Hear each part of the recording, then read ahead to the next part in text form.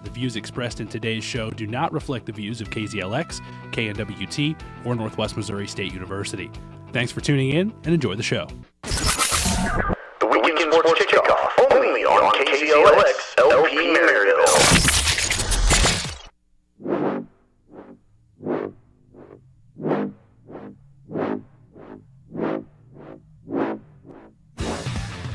Listening to the Weekend Sports Kickoff every Friday from 2 to 5 p.m. on X106 and streaming live from the TuneIn app. Andrew Botwinick, Austin McNorton, Nolan Brooks, and your host, Jacob Blair. All views and opinions expressed in today's show do not reflect KZLX, KNWT, or Northwest Missouri State University. Thank you for tuning in and enjoy the show.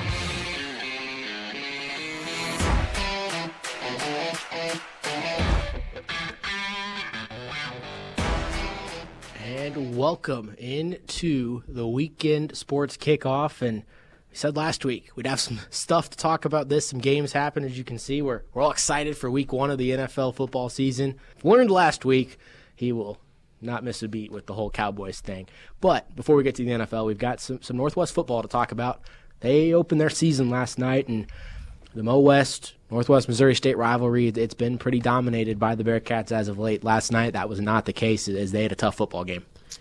Yeah, it was a good game. I think that's everything you kind of expected out of week one. You saw a lot of mistakes happen. You saw the kickoff game for Northwest really struggle. It seemed like they struggled to close out in certain situations overall. But, in the end result, they came together as a team when they were down. And when you get down in a situation like that, it's tough to come back, but they did it, and it was a good week one win for sure. That was the first time that Northwest has been down to Missouri Western in a ball game since 2015 in October. That's the first time since 2015 that Northwest has even been trailing in a game to Missouri Western.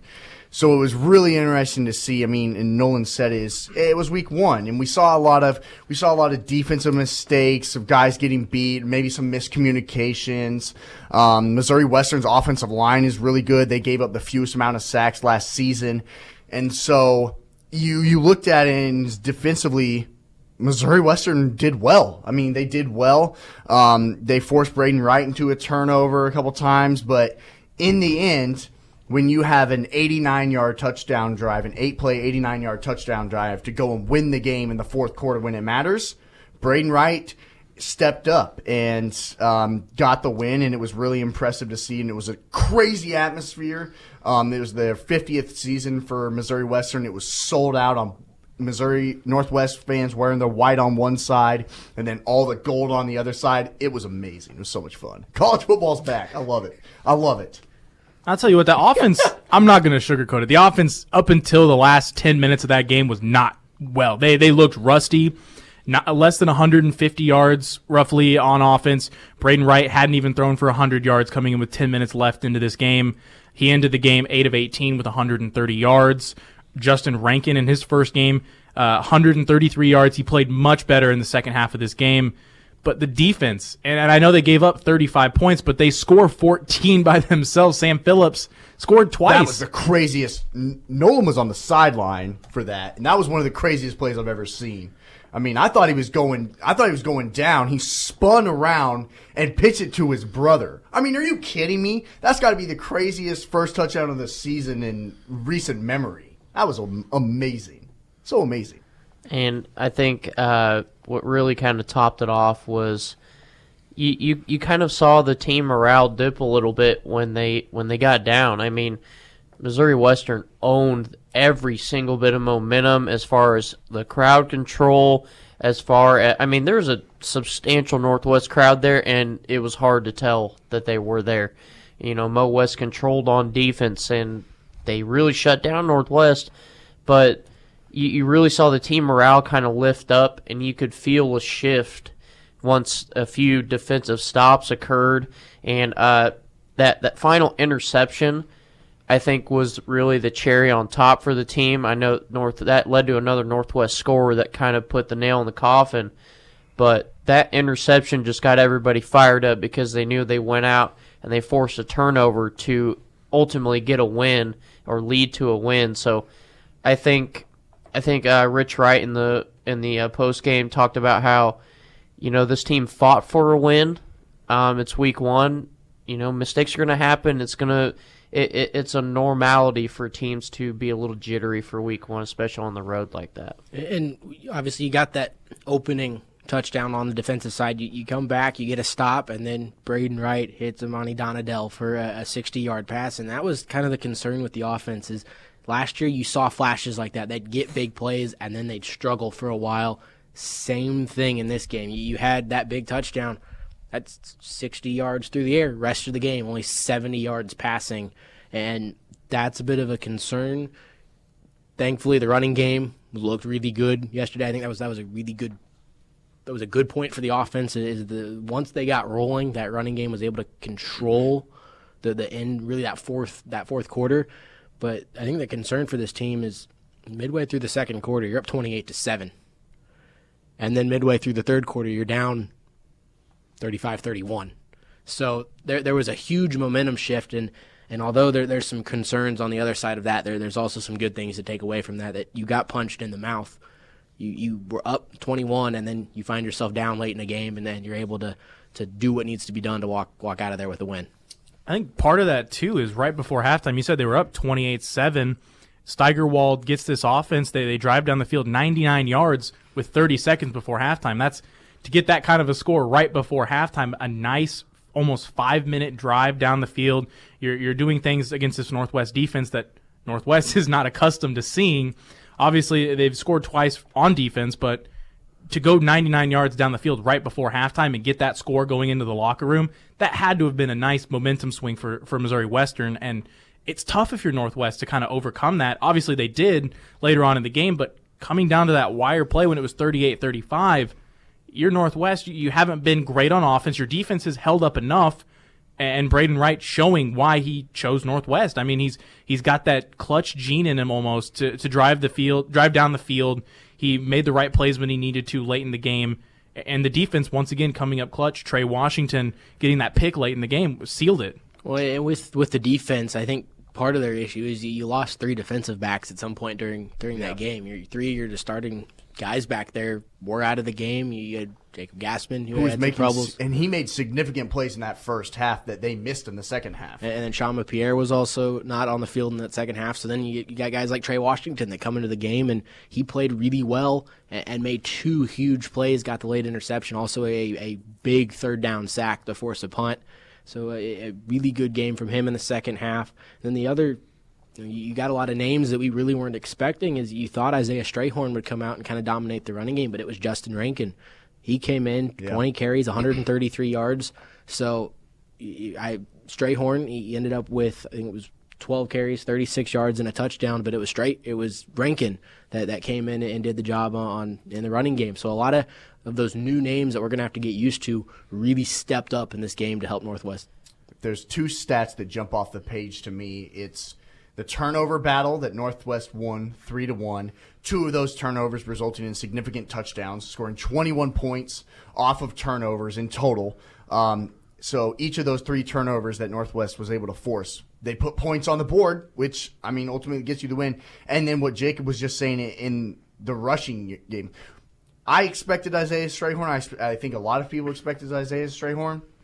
But, I mean, if we see repeat performances like that from Justin Rankin, we're going to have a great – I mean, if you put 230 yards rushing the football, that allows you to control the whole pace of the game. The whole pace of the game, because then you get into situations where now the play action starts to work. Now we can free up crazy, double reverse plays for Isaiah Donadell and all these kind of plays where if you have guys like Justin Rankin and Isaiah Strayhorn, whether they swap in and out or you go with one of the 2, if they are getting significant yardage just running it up the football, bouncing it outside, it creates so many other opportunities for guys like Braden Wright to run the football, Isaiah Donadell to get in crazy play action situations, because he can beat anyone off the line of scrimmage. We saw that last night.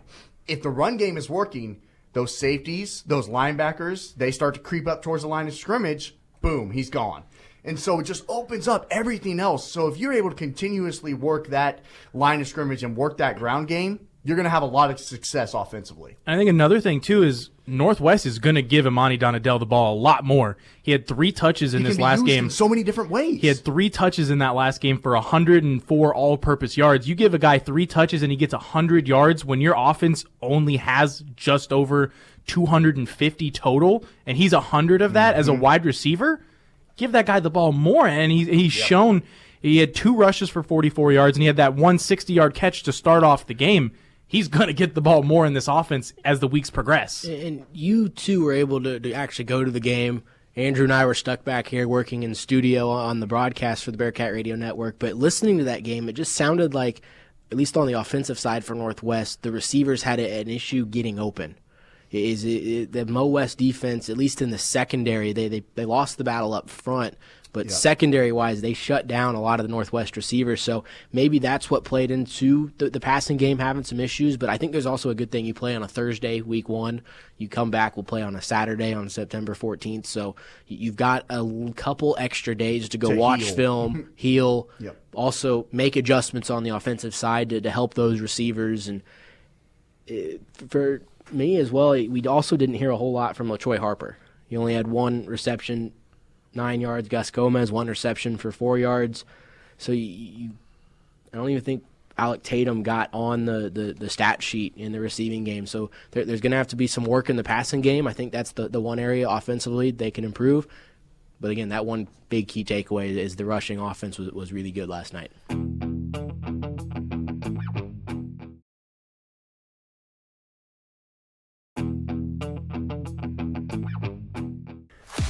You're listening to the Weekend Sports Kickoff on X106. Welcome back to the Weekend Sports Kickoff live here on X106, also streaming live on the KNWT Channel 8 Facebook page.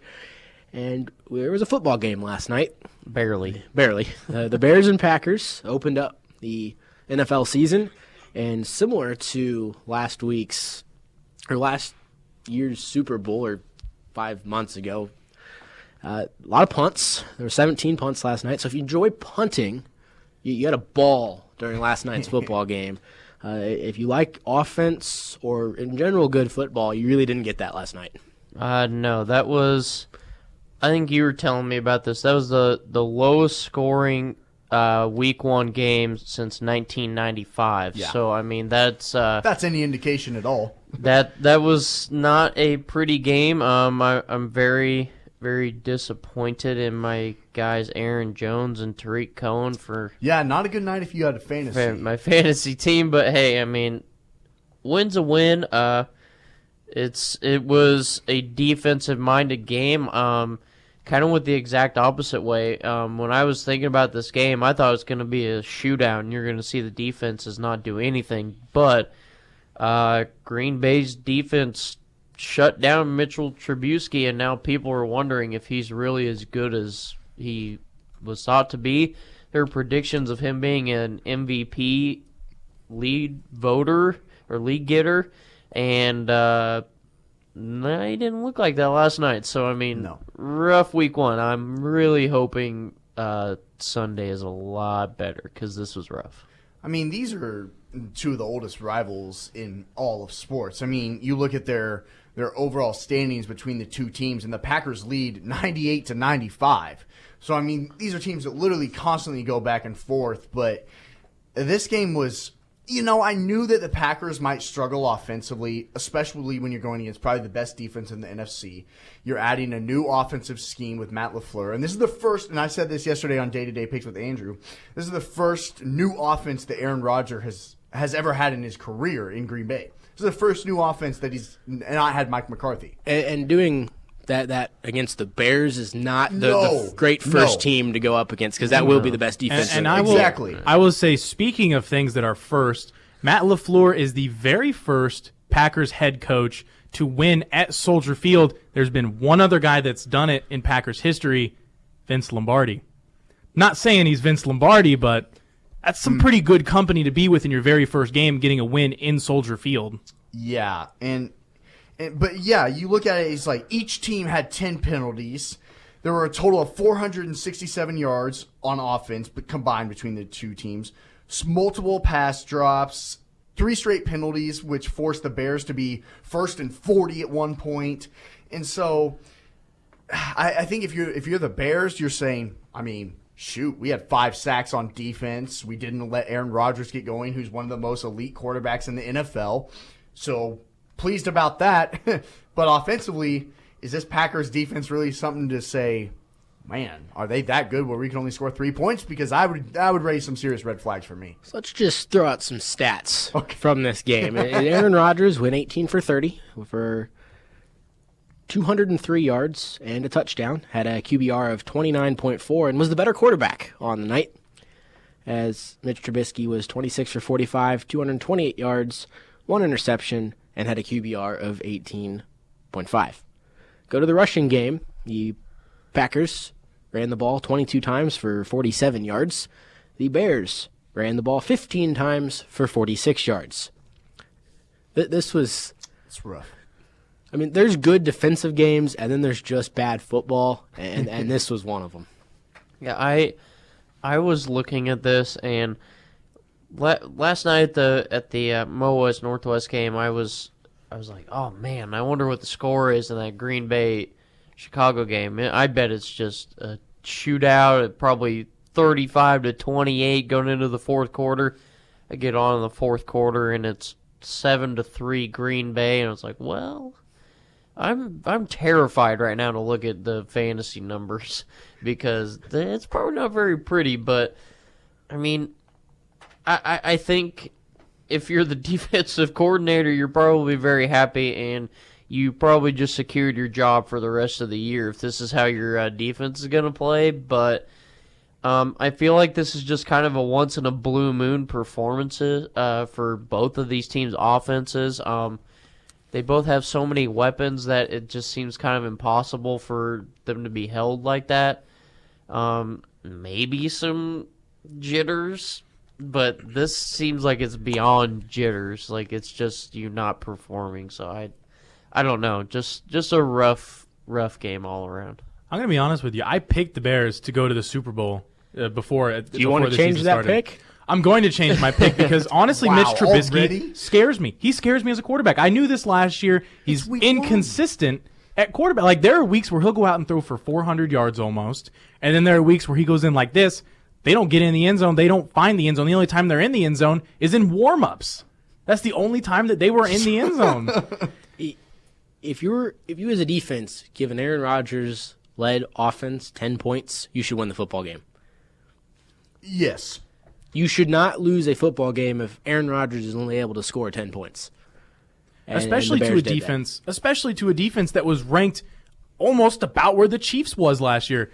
And the Packers didn't make nearly as many upgrades on defense as the Chiefs did this year.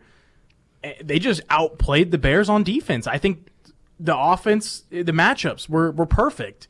You have the Green Bay Packer offense going up against the Bears defense, who's one of the best, and you have the Packers defense, who was not that great, going up against the Bears offense, who's been very spotty last year. This is a good matchup on paper, but score-wise, we didn't get a whole lot of scoring. I think something else to point out is Chicago had a 100-yard receiver on their team.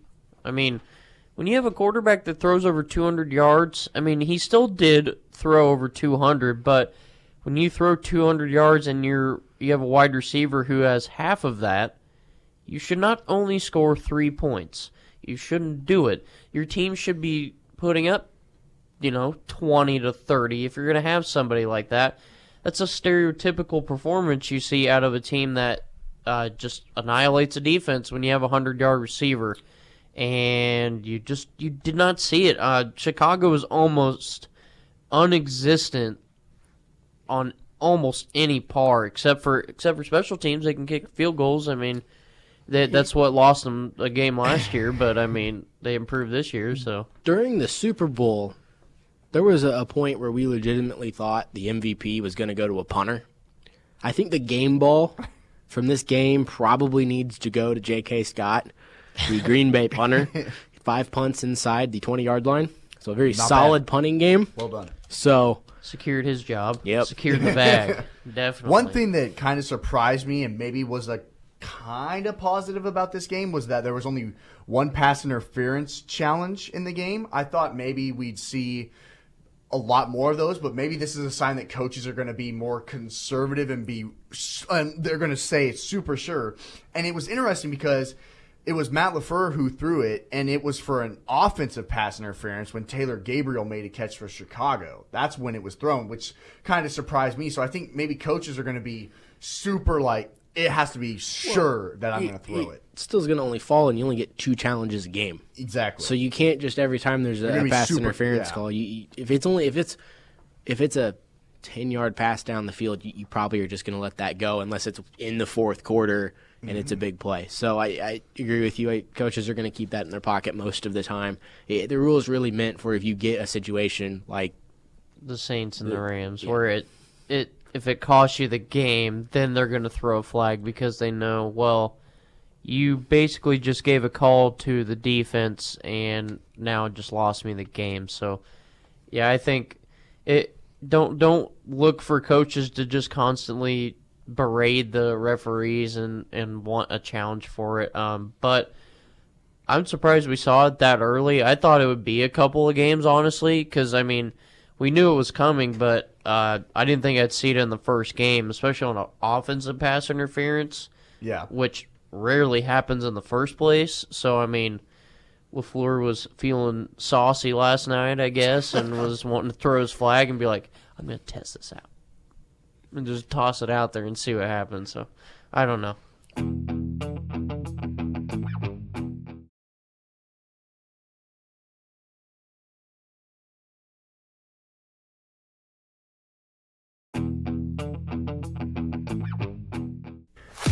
You're listening to the Weekend Sports Kickoff on X106. Welcome back to the Weekend Sports Kickoff. Jacob Blair, Andrew Botwinick, Nolan Brooks, and Austin McNorton with you here on X106, also streaming live on KNWT Channel 8. Wrapped up our NFL talk. Time to talk about college football now, as Week 1 for them happened. Not a whole lot not a whole lot of surprises that happened. I mean, we got a good look at some really good teams, but I think the game that stuck out for everybody was the one that everyone was looking at going into that, and that was Oregon and Auburn.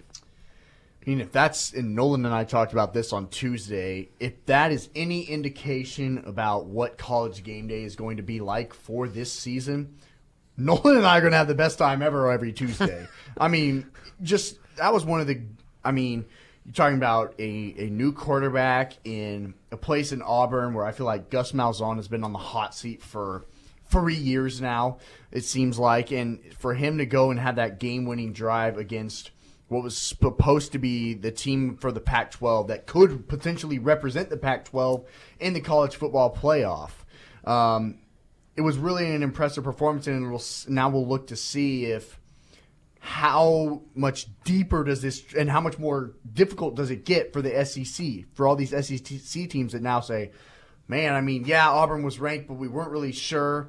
But you've looked at their last 2 games. Their dominating win over Purdue in the bowl game, and then this comeback victory over Oregon. The SEC is really good this year in terms of those top-tier teams. Maybe not top to bottom in terms of depth, but those top teams are going to be really fun to watch this season, and I think we already have seen why. Yeah, very good preview of what you could see. I honestly feel like that was the kind of game that opens up your eyes to the fact that this top 10 is going to be ever changing. This top 25 really is going to be moving around quite a bit when you get to 15 and below. Some very, very dangerous teams are existing in that top 15. I mean, you saw Oregon and Auburn kind of switch around in spots for their rankings, and I think that was a smart move, but you still shouldn't count Oregon out even at a 16 spot, and I think that's what makes this top 25 so interesting this year. And, yeah, great preview for what could come in college football, and it's going to make it exciting for sure. I think one of the other games on the other side of that was good for the wrong reasons was the Iowa State-Northern Iowa game. that's a game Iowa State should have been able to take care of handily at home, and it went to 3 overtimes. So last week, if I wasn't completely off of my rocker, I am now. I said that Iowa State would win the Big 12. That's not going to happen. It's still possible. They still it wasn't a Big 12 game, but that was not a good performance from Iowa State. I think another significant performance to make you go off your rocker, though, was what we saw from Oklahoma. They looked so surprisingly. I had faith in Jalen Hurts, but they looked better than I expected them.